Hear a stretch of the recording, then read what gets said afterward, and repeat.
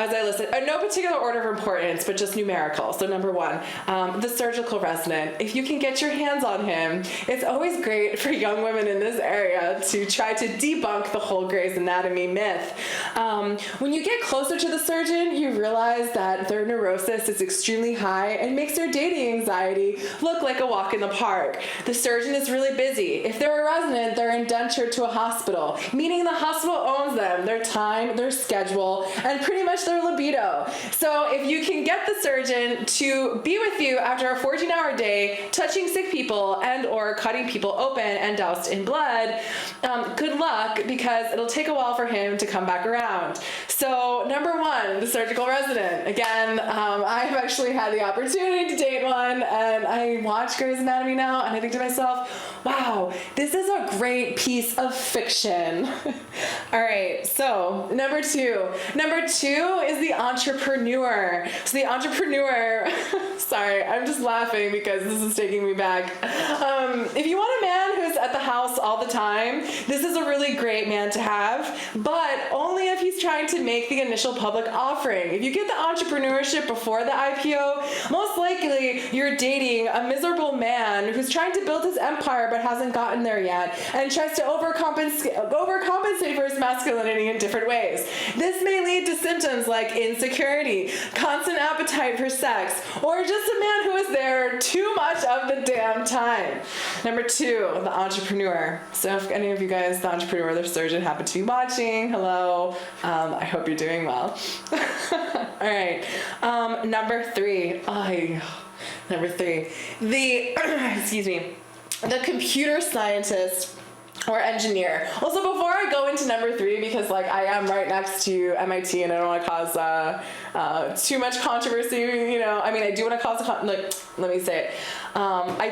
This is what I don't want to do. I don't want to say any of these represent all men or all men in that profession, but this is my assessment. All right, so anyways, take it or leave it. Okay, so number three, the computer scientist engineer. To a dreamer like me, this over-rigidly structure may seem really appealing. It may be a really welcome break from chaos. The engineer is exciting but extremely obsessive and keeps the working hours of a vampire. You're really not sure if you're dating a vampire or not until you see him during the day, but that actually may take a couple of weeks. So eye contact may not be a guarantee on the first date. There's usually a little bit of social awkwardness there. And, you know, if on a date, if he's gone to MIT, he may be a part of the burning scene, or he may invite you to reenact a Renaissance war scene wearing full armor in the MIT football field. You know, and also invite you to various forms of dance. To cheers to the computer science and engineer. Number four, the dancer. Have you guys dated a dancer? Have you had a crush on your dance instructor? Have you gone to Zumba and stared at your dancer's derriere for the whole time? The dancer is not for the weary or insecure. I would really caution, if you're weary or insecure, do not date the dancer. This man thrives off of being the center of attention. If you like being the center of attention, you're gonna have some competition unless you're in the center of attention with him.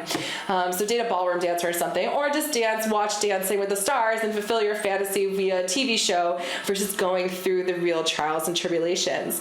The dancer will inspire you and stretch you in ways that you can barely imagine, but this personal dancer may have difficulties entering spaces in your own life where he's not center stage. It may be the best intercourse that you have ever had, but perhaps with or without that intimacy. The dancer, he was special. Number five, the PhD student. I just don't want to discriminate against the surgical resident who's also a medical stool, but also the PhD student in general. So the PhD student, like the resident, may be in a state of indentured servitude. It's best to keep in touch or try your luck when they have become the doctor. See number one for more details. Number six, the I'm new to Boston guy. All right, so how many of you have met the I'm new to Boston guy? This dude uses this line to get into the pants of multiple women who, when they encounter him, they're just like, ooh, an explorer, this will be really great and new. He likes to get into the pants of as many women as possible. Now I'm really being biased because the I'm New to Boston guy can be completely shy, but the I'm New to Boston guy that I'm referring to was a little bit of everywhere. I found that out in time and moved on. But yeah, playing tourist with him can be really, really fun, but let's be real, you've been here, I was gonna just like curse right now. You've been here for a long time, and you know, it gets old kind of soon. All right, number 7, okay. Number seven is a real special one. Number 7 is the man on your dating app who offers to clean your house naked. This has happened to me before. If this does not happen to you, you need to call Café con Cass live, and I'm gonna help you how to arrange your profile. It doesn't even take like a boob pic or any nakedness. This man simply looks at your pictures and sends you overtly sexual messages on OkCupid, Bumble, Coffee Meets Bagel, any of the dating apps that you're on, but he sends you over because he thinks that he knows you just from 2D.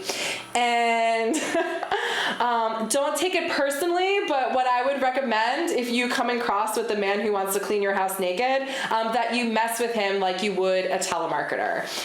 So that's number 7. All right, so I was just looking over. There's a lot of commotion in my peripheral, but we're doing well. All right, so I'm sorry, number 8. All right, number 8, drum roll. All right, so there's 8 and 9, but number 8, he's the bad boy. If you guys have not dated a bad boy, I actually be surprised if you dated a bad boy because they usually don't date, and that's the point. So watch out.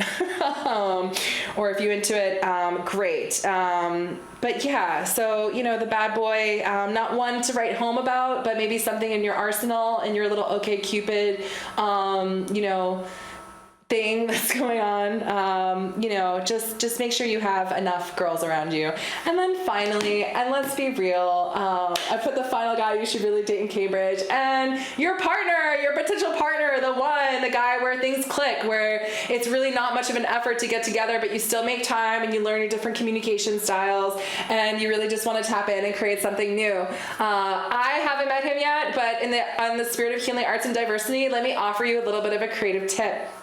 I still, the same way you would write a letter to your boss or someone if you were angry just to get out your feelings, I write a letter to my potential partner, and in that letter I say, are you looking for me just as much as I'm looking for you?